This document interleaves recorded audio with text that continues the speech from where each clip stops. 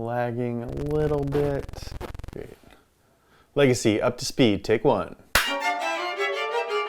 It's the all-wheel drive sedan that launched a rally legend's career and an entire brand's ultimate success. You probably won't find many vapes or huge wangs in here, but you will find Subaru's longest lasting model and an absolutely sick sleeper car. Honestly, I think you're gonna have Facebook Marketplace open after this one. In this episode, you'll find out how the LGBTQ community influenced Subaru's popularity in America, how this car helped launch Colin McRae's career, and how is Bruce Willis involved.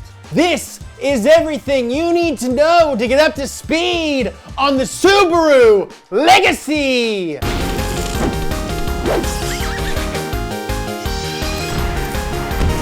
For years, our buddies at Subaru watched companies like Nissan and Toyota and Honda and Ford sell a ton of cars. They lagged way behind the competition and really needed a hit car in their lineup, but they didn't have much of a legacy to build on. I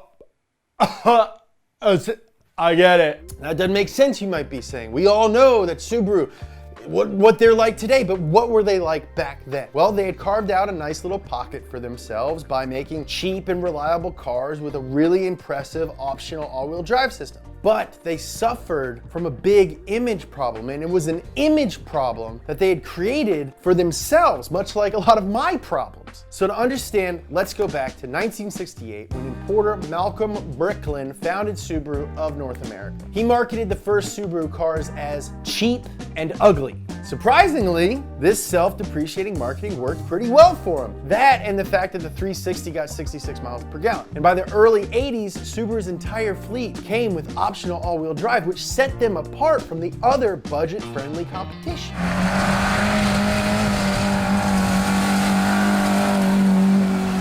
But all that marketing about how ugly the cars were really stuck with consumers, and it made it hard for them to develop more expensive, i.e. more profitable vehicles. Expensive cars usually have bigger margins, and bigger margins mean more money, baby.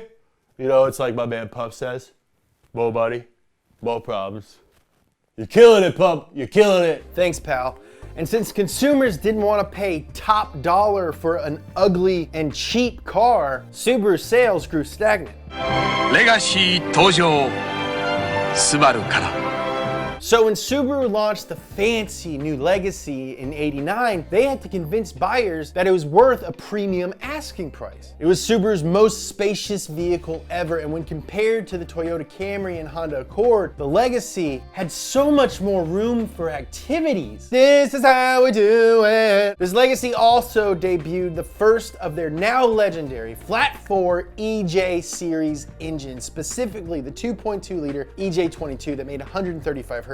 Less than a year later, they offered a sports sedan version and a touring wagon version with the EJ22 Turbo, baby, making 30 more ponies. Now at this point, base model Subis were front-wheel drive, and all-wheel drive was an extra cost option. Speaking of options, the Legacy had some top-notch ones, like four-wheel anti-lock brakes, which at the time was a big deal. I mean, Mercedes had just become the first manufacturer to make ABS standard only 2 years before that. Now this cheap Japanese company was doing it. The top trim Legacy also came with adjustable air suspension. It automatically lowered the car while traveling at highway speeds for better aerodynamics, while also giving the car the option to pull the Legacy's pants up to cross them deep puddles. So they had a pretty good car, and all Subaru had to do was sell it, which apparently was easier said than done. With the starting price of $12,500, it was $1,000 more than the base Camry or Nissan Stanza and a couple $100 more than the Honda Accord. Now, if you wanted a fully decked out Legacy with power windows, a sunroof, and a turbocharger, hashtag boost creeps, you were looking at around 17 grand, and at 17 grand, you were into well-equipped Ford Taurus territory. And I mean, RoboCop drove one of those. Taurus, Now there's an American car that has exactly what we've been looking for. It's a freaking Ford Taurus, and it's 1990. In an attempt to propel the Legacy past its competitor, Subaru launched a three-pronged attack. Step one was to prove that this premium car wasn't just show, it was also go, as in G-O, as in scooter tube, baby. Before the debut of the Legacy, Subaru sent 3 out to the test track in Phoenix, Arizona, and drove at an average of 138.8 miles per hour for almost 19 days straight. They covered 100,000 kilometers, that's 62,000 miles, with 0 problems, and set a new endurance speed record in the process. Very impressive. Step 2 was to stop sucking at rally racing. Subaru had been competing for about 10 years already, but in all that time, their best WRC finish was 1/3 place in one race. This new car was something different though, hopefully something better. And in 1990, 2 Legacies ran one of the most notoriously difficult WRC events, the Safari Rally. To give you an idea of how tough this rally was, only 10 cars even made it to the finish line. But 2 of those 10 were Subaru Legacies. And the one Patrick Giro drove in the Group N class won. Even more impressive was that the Group N was almost stock. It was a barely modified car. It was basically the Legacy you could buy. And a pair of Legacy wagons also placed first and second in the 1990 Alcan Winter Rally, a 6,000-mile race from Seattle to a little place where one of my friends, a little guy named Santa Claus lives. I'm talking about the North Pole. You know Santa Claus. Yeah, you can learn all about him in the Up to Speed episode on Santa's sleigh. Yeah, I don't think I'm gonna watch that. Nobody would watch that. Why would you guys even make that? Miss out, it's pretty good. Maybe if you have kids, you can show it to them. It's pretty fun. He's Father Christmas. And sometimes being a father is the most important thing a man can be. Dad.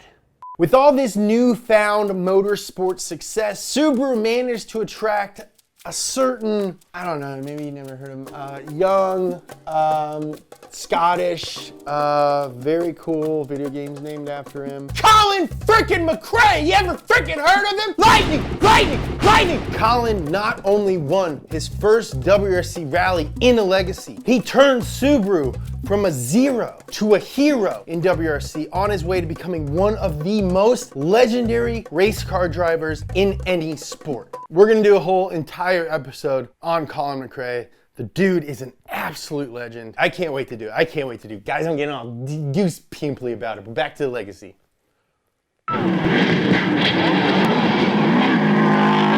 Now, step 3 was for Subaru to somehow convince consumers that the Legacy was not only as good as the competition, it was better. Now, this was particularly tough because they had just spent 20 years, 2 decades, joking about how cheap and ugly their cars were. So, first they launched some pretty weird, self-aware ads with slogans like, "The old gray Subaru ain't what she used to be."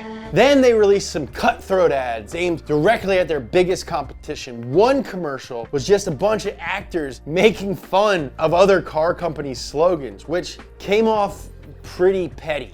People don't like when you're mean to people, all right? People don't like when you're mean. Just be nice on purpose. So how did those speed records, rally wins, and marketing blitzkriegs help the Legacy sell? Not very well. People didn't want to pay a premium for an economy Japanese car that got worse gas mileage due to its heavy all-wheel drive system and overcomplicated air suspension. Plus, the maintenance on a flat 4 Boxer engine was pretty time-consuming and expensive, and not every mechanic knew how to do it. Now, desperate, Subaru fired their longtime ad agency and called in the big guns. The people who came up with Just Do It, Wyden and Kennedy. Now, they came up with a reverse snobbery campaign known as What to Drive. In one ad, a narrator said that if a car improves your standing with the neighbors, then you live among snobs with distorted values. The ads went over like a big old wet fart in church. Consumers went from not wanting a Legacy to not even liking the Legacy because it was a jerk. And that's when Subaru got really desperate. How desperate, you may ask? Well, desperate enough that in 1993, they made a Bruce Willis special edition known as the Touring Bruce. I'm not making this up. This is not a joke. I know I joke a lot in this show. This is not one of those times. I am being serious. Nature. family, friends. Now, technically, those were all Japanese commercials, so they didn't change the way the mustard tasted in the US, but still, I just needed to tell you guys about that. So with sales in the gutter, Subaru fired Wyden and Kennedy and hired a small ad agency, Mulryan and Nash, which I will refer to as M&N from now on because it's easier. In 1995, they were tasked with selling the rather bland second-gen Legacy and, more importantly, the all-new Legacy Outback. Now, since they didn't have the dough to develop a totally new car, they just slapped a bunch of body cladding on the Legacy wagon, lifted it up a little bit, and called it the Outback. It was an uphill battle, naturally, for M&N to help turn Subaru's fortunes around, but they did it by catering to niche markets. They learned that there were 4 core groups who made up over half of Subaru's buyers. Okay, you got your teachers and your educators, you got your healthcare professionals, thank you guys so much for what you're doing right now, you got your IT professionals, and then you got rugged individualists. Now, when M&N was researching the outdoorsy type, they noticed an abnormally high number of females were listed as the head of the household on the surveys. They also noticed that a large number of these women lived in areas that had a higher than average population of lesbians. And that is when inspiration struck.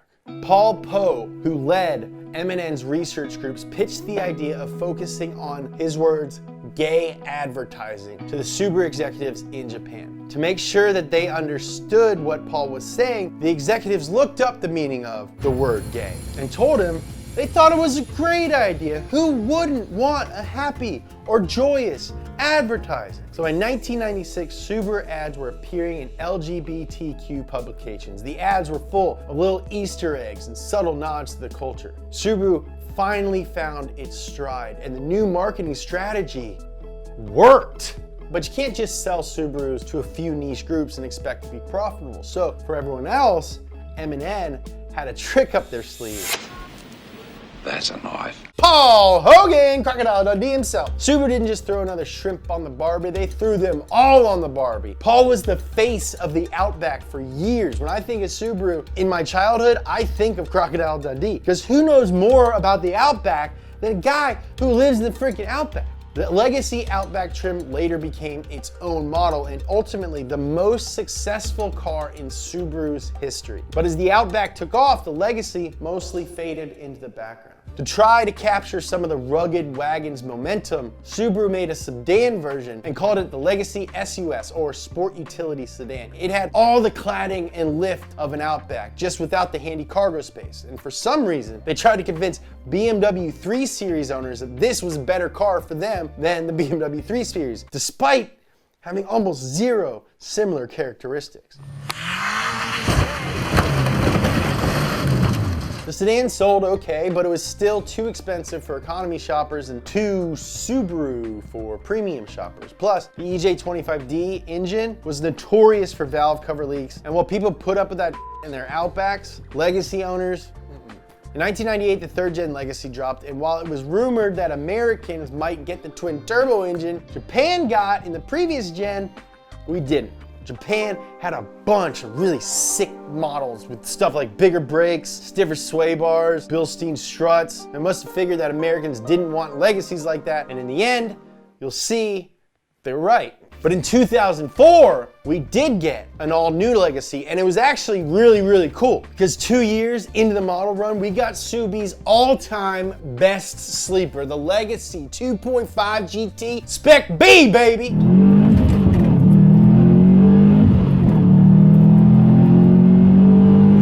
Subaru Technica International basically took all the good stuff from the WRX STI and stuck it in a Legacy. Boxer 4 made 250 horsepower and came with a 6-speed manual, a Torsen limited slip diff, and an advanced engine mapping system called SI Drive that let the driver choose between 3 driving modes. They also had a really sweet hood scoop because that's what you get when you get a fast Subaru, and it could hang with Audi S4s all day, baby. But despite all that awesome stuff, they only sold about 1,500 of these over the course of about 4 years. You see, even when they give us cool stuff, we don't buy it. We don't deserve anything good. Despite that though, the Legacy birthed the super popular Outback, and it helped push inclusive marketing any quality. It's Subaru's longest running model, and it's won a ton of rallies. So I think that's a pretty decent legacy. Right, it's 30 degrees left, 30 degrees right, 30 degrees.